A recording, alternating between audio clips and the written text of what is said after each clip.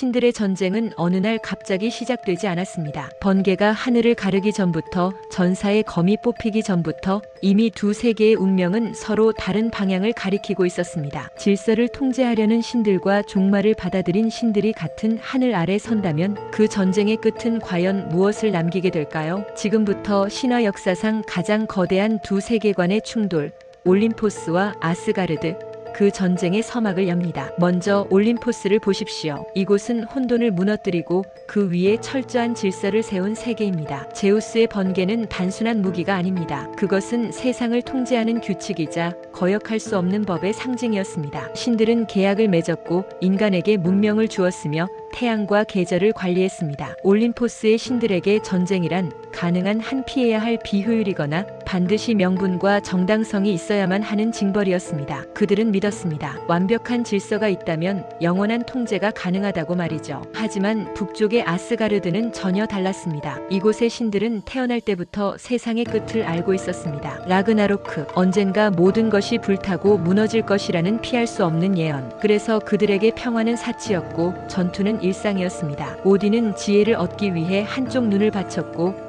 토르의 망치는 질서가 아닌 생존을 위해 휘둘러졌습니다. 그들은 미래를 통제하려 하지 않았습니다. 대신 다가올 파멸을 감당하기 위해 매일 죽음을 연습했습니다. 아스가르드는 끝을 준비하는 자들의 세계였습니다. 두 세계의 차이는 힘의 크기가 아니었습니다. 그것은 운명을 대하는 태도였습니다. 올림포스는 미래를 바꾸고 통제하려 했고 아스가르드는 미래를 있는 그대로 받아들이고 감당하려 했습니다. 하나는 전쟁을 막기 위해 법을 만들었고 다른 하나는 전쟁을 치르기 위해 힘을 길렀습니다. 이 근본적인 차이는 결국 피할 수 없는 질문을 만들어냅니다. 누가 옳은가가 아니라 과연 누가 더 오래 버틸 수 있는가? 서로 다른 신념이 마주보는 순간 대화는 멈추고 공기마저 무거워집니다. 전쟁은 아주 작은 균열에서 시작됩니다. 올림포스의 신탁은 세상을 안정시키기 위한 답을 내놓았지만 아스가르드의 예언은 이미 정해진 파국을 가리키고 있었기 때문입니다. 문제는 단 하나였습니다. 같은 미래를 두고 두 신계가 전혀 다른 해석을 내놓았다는 점입니다. 신들의 전쟁에서 가장 무서운 무기는 검도 번개도 아닙니다. 바로 정보입니다. 올림포스의 신탁은 미래를 관리하려 하고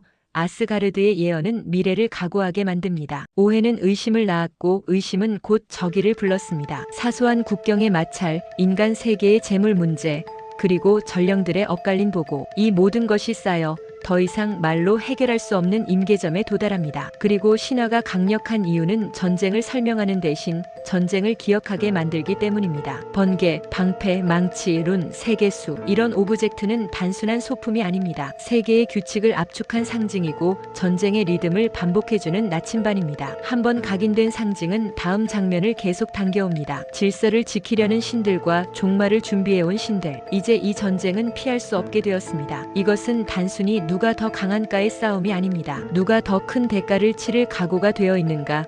그 처절한 질문에 대한 답을 찾는 과정이 될 것입니다. 전운이 감돌고 있습니다. 과연 전쟁이 시작되면 유리한 것은 어느 쪽일까요? 전략과 지혜의 올림포스일까요? 아니면 용기와 투지의 아스가르드일까요? 신들의 전쟁은 이미 시작되었습니다. 단지 아직 번개가 떨어지지 않았을 뿐입니다. 전쟁이 시작되었을 때 신들의 차이는 더 이상 철학이 아니었습니다. 그것은 전쟁을 치르는 방식의 차이였습니다. 같은 신이라 불렸지만 두 세계는 전혀 다른 전쟁을 하고 있었습니다. 하나는 판을 설계하며 싸웠고 다른 하나는 몸을 던져 판을 부수며 싸웠습니다. 올림포스의 번개와 아스가르드의 도끼가 맞부딪힌 순간 전장은 단순한 힘겨루기가 아닌 두 가지 철학의 시험장이 되었습니다. 올림포스는 전쟁을 관리 가능한 사건으로 만듭니다. 신탁은 전략이 되고 예언은 작전 지도가 됩니다. 누가 언제 움직이고 누가 먼저 피를 흘릴지까지 계산된 전쟁. 제우스의 번개는 난사가 아니라 결정적 순간의 판결입니다. 아테나는 병사들의 배치와 지형을 계산했고 신탁을 이용해 전쟁의 방향을 미리 정해두려 했습니다. 그들에게 전쟁은 체스 게임과 같았습니다. 불필요한 희생을 줄이고 가장 효율적으로 승리하는 것. 올림포스는 직접 피를 흘리기보다 압도적인 권위로 적을 굴복시키려 했습니다. 올림포스는 믿습니다. 전쟁도 질서 속에 놓일 수 있다. 하지만 아스가르드는 다릅니다. 그들은 이미 알고 있습니다. 이 전쟁이 끝이 아니라는 걸. 그래서 그들의 전쟁에는 후퇴가 없습니다. 토르와 전사들은 방패를 들고 가장 먼저 적진으로 뛰어들었습니다. 그들은 희생을 계산에 넣었고 패배조차 각오의 일부로 받아들였습니다. 쓰러질 걸 알면서도 돌진하고 죽음을 알면서도 웃습니다. 전장은 계산이 아니라 증명입니다. 우리는 끝까지 싸웠는가? 그들의 무기는 정교함이 아니라 끝까지 물러서지 않는 투기였습니다. 이 전쟁이 흥미로운 이유는 양쪽 모두 분명한 강점이 있었기 때문입니다. 하지만 전쟁이 길어질수록 그 강점은 서서히 약점으로 변해갔습니다. 초반 전장은 올림포스의 것이었습니다. 규율, 포위, 분산 공격. 올림포스의 전략은 완벽했지만 예상치 못한 변수에 취약했습니다. 하지만 시간이 흐를수록 전장은 이상해지기 시작합니다. 쓰러져야 할 적이 물러서지 않고 두려워해야 할 순간에 더 웃으며 달려듭니다. 질서가 이해하지 못하는 광기. 아스가르드의 돌파력은 강력했지만 너무 많은 희생을 치러야 했습니다. 이때부터 전쟁의 균형은 흔들립니다. 정보와 전략에서 앞선 올림포스, 정면 충돌과 사기에서 앞선 아스가르드. 서로 다른 무기가 부딪힐 때마다 전세는 쉴 새 없이 뒤집혔습니다. 전쟁에는 항상 계산되지 않은 변수가 있습니다. 배신, 오해, 그리고 의도적인 혼돈. 신탁이 예측하지 못한 인간의 선택. 예언에 기록되지 않은 영웅의 배신. 누군가는 신탁을 왜곡하고 누군가는 예언을 비틉니다. 정보는 무기가 되고 진실은 가장 늦게 도착합니다. 그 작은 변수 하나가 전장의 균형을 송두리째 흔들기 시작합니다. 이 순간 신들조차 확신을 잃습니다. 누가 이기고 있는지, 그리고 이 전쟁이 어디로 향하는지. 올림포스는 깨닫습니다. 우리는 모든 걸 통제하지 못한다. 질서는 혼란에 빠지고 용기는 무모함이 되어갑니다. 한때는 올림포스가 승리하는 듯했고 다음 순간엔 아스가르드가 압도했습니다. 하지만 분명한 사실은 하나였습니다. 전쟁은 아직 끝나지 않았습니다. 하지만 한 가지는 분명해졌습니다. 이 전쟁은 누가 더 강한가의 싸움이 아닙니다. 누가 더 오래, 더 많이 이룰 수 있는가의 싸움입니다. 이제 승패는 힘이 아니라 누가 더 오래 대가를 감당할 수 있는지에 달려 있습니다. 그리고 그 싸움에서 아스가르드는 결코 물러설 생각이 없습니다. 신들의 전쟁에는 승자가 없습니다. 오직 남은 자만 있을 뿐입니다. 그리고 남았다는 사실이 반드시 축복은 아닙니다. 전쟁이 끝나갈 무렵 전장에는 더 이상 환호성이 들리지 않았습니다. 남은 것은 승리의 기쁨이 아니라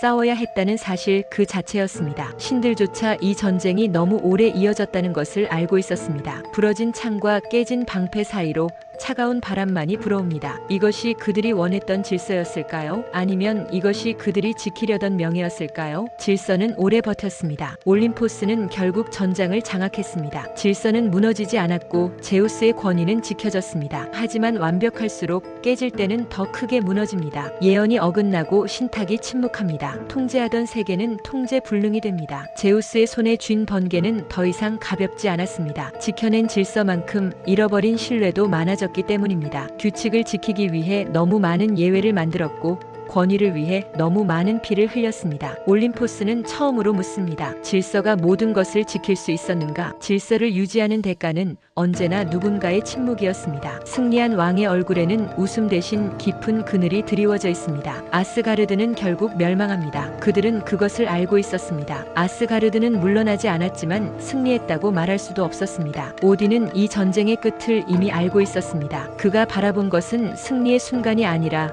그 이후에 치러야 할 희생이었습니다. 하지만 그들의 패배는 도망이 아니었습니다. 많은 전사가 바랄라로 떠났고 남겨진 자들은 상처를 안고 살아가야 했습니다. 마지막까지 싸웠고 마지막까지 노래했습니다. 아스가르드는 끝까지 싸웠지만 그만큼 많은 것을 전장에 남겨두고 왔습니다. 라그나로크는 패배가 아니라 완성이었습니다. 오딘의 남은 한쪽 눈은 승리가 아닌 살아남은 자들의 슬픔을 보고 있었습니다. 전쟁이 끝난 뒤 전장은 조용해집니다. 번개도 함성도 사라진 자리. 이 전쟁의 완전한 승자는 없었습니다. 올림포스는 질서를 지켰지만 더 단단해지지는 못했고 아스가르드는 명예를 증명했지만 더 안전해지지도 못했습니다. 승리는 언제나 조건부였고 대가는 누구에게나 동일하게 무거웠습니다. 남은 것은 부서진 상징과 기억뿐입니다. 신들이 사라진 세계는 처음으로 인간의 세계가 됩니다. 신들은 깨달았습니다. 가장 강력한 힘은 적을 죽이는 것이 아니라 전쟁을 하지 않는 것이었음을 말입니다. 전쟁이 끝난 뒤 세계는 예전과 같아 보였습니다. 하늘은 다시 맑아졌고